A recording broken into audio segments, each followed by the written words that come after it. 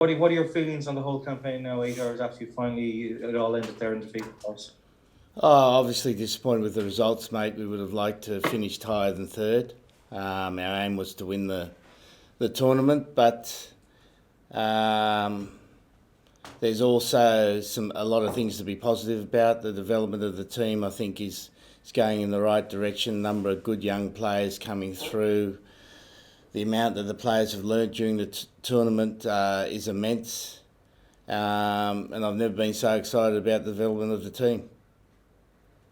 Okay, Charlie Eales a couple of weeks ago spoke about a breakfast meeting that took place in Dublin a year ago. I'm just wondering what message are you going to give to the players on this occasion? He felt he came away from that meeting knowing that there was a line in the sand drawn and it was up to the players to improve quickly in order to keep getting picked for England.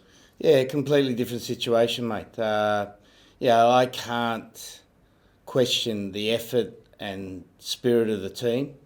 I thought throughout the Six Nations it was outstanding.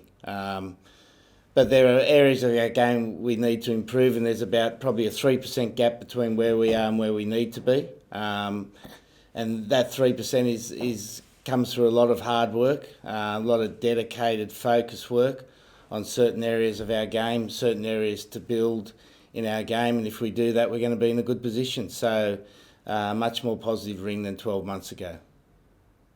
How do you get that message across to the public, though? I mean, there's a lot of criticism. England have only won 2 out of 5 games again. How do you make sure that your message gets across and that positivity you're projecting there is heard, and that's the message people take away? Yeah, well, I only have one forum, mate, and that's you guys. So I'm doing my best now, mate. Okay, and just finally for me, I mean, you've been in this situation before. I'm just wondering, you brought new staff in this season, you Gleeson Cockrell and Seabold. It's their first Six Nations. I'm just wondering, how will they absorb this sort of lesson? It's been a huge learning curve for them, given the way the results have gone and the match has gone. Yeah, 100%, mate. Same for the coaches. International coaching, particularly at the Six Nations level, is intense. You don't get much time to get your breath, and they'll be much better coaches for this, and their focus now is to find better ways of coaching their areas. Where they can find that 3% of development in their games, whether it be in attack or defence or line out. That's the opportunity for them. And finally, for me, you expect that your job is safe. That there isn't going to be a review on this, is there? Well, that's not a question I need to answer, mate. The only thing I'm focusing on now is preparing for Australia. Good luck. Thank you. Cheers. Thank you. Thanks very much, Liam. Julian, please. You just talked about 3% you need to improve on. Could you say specifically what that 3% is? Well, I don't have the exact answers right at this moment, but if I look at the Six Nations as a whole, one of the things we did really well was attack well up until the 22, and then our attacking breakdowns consistently around that 22, too consistently was turned over, where the attack line thickens, and our support play wasn't good enough. So we definitely need to improve our support play, and we need to improve our finishing. If I just look at yesterday's game, we got in France's 22 7 times. They got in our 22 5 times, but they executed at 80%. We executed, I think, at about 45%. And that's the difference in the scoreline. And so how do we improve that finishing? Again, it comes through some hard work. We've got a 9, 10 and 15 that have played 26 tests between them. And they'll be much better for this learning experience, and we've got to make sure we keep faith with them because they've got great potential. You've had a few more hours to reflect upon it. What really impressed you about France last night?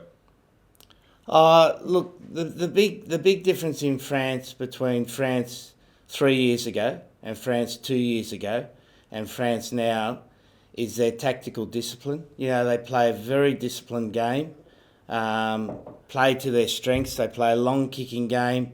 They're very strong defensively around their 22. And then they're able to use the strengths of their individuals very well. And in 2 years ago and 3 years ago, they weren't able to stick to that game plan with the same discipline they do now. Thank you.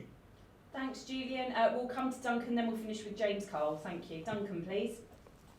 Hi Eddie, how do you feel about the job that you're doing? And is it in year 7? Is it as easy to get your message across to the players as it was in year 1? Well, it's a different group of players, mate. So it's a different message. And am I pleased with the job I'm doing? I'm not pleased with the results. Do I think I'm coaching well? 100%. I think I'm coaching well, and sometimes you don't get the results. Look, I've coached for long enough to know that this is all part of rebuilding a team.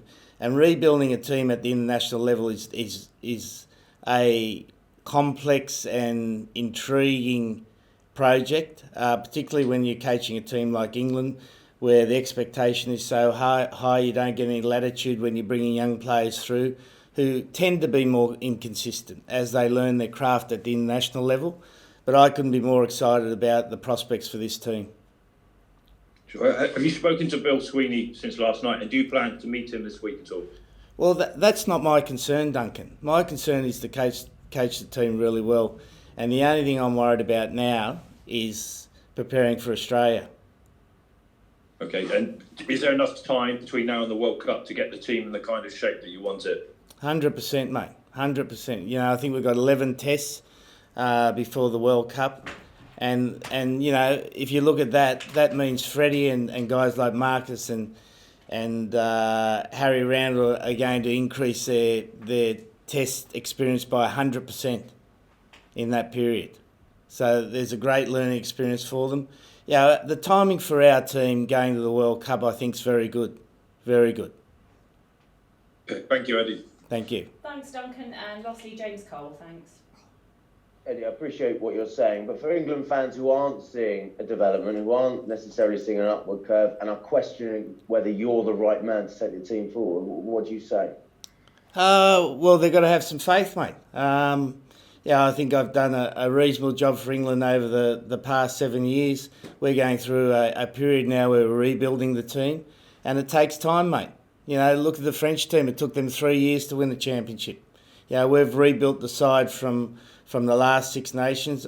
I think the progress is very positive. The results aren't the results that we'd like. We'd all like to be winning tournaments and all like to be at the top of the table, but we're not quite good enough to do that now. But within the next 12 to 14 months, where we prepare for the World Cup, we will be. And you have the backing of the RFU? Well, you'd have to ask the RFU that, mate. As I said, my job is just to do my job, which is to start preparing for the Australian tour now. Okay, thank you.